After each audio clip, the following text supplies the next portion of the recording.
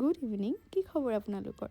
আকৌ এটা mini blog লৈ আহিলোঁ আৰু আজি আছিলে মোৰ দুটা কেকৰ অৰ্ডাৰ। ইফালে এয়া দুটা বনাই পেলাই আইচিঙত মানে হাফ কৰি পেলাই আইচিঙত থৈ দিছোঁ আৰু প্ৰথমটো হ'ল এইটো ফিনিচিং আৰু ইফালে নেক্সটটোৰ মই অকণমান দেৰিকৈ লৈ যাব, গতিকে সেইটোৰ মই ফিনিচিংটো দেৰিকৈ দিছোঁ আৰু এইফালে হ'ল আৰু এটা কেক।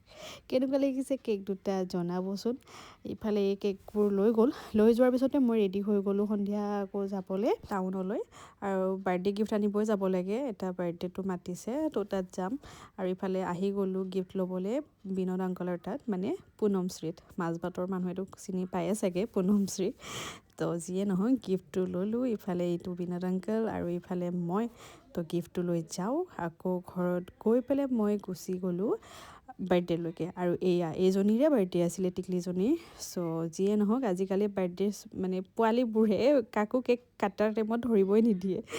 যিয়ে হওক ভালে থাকক সদায় তাই, আপোনালোকৰ আশীৰ্বাদ কৰিব। বাৰু নেক্সট ভিডিঅ'ত আকৌ লগ পাম, তেতিয়ালৈকে টাটা বাই।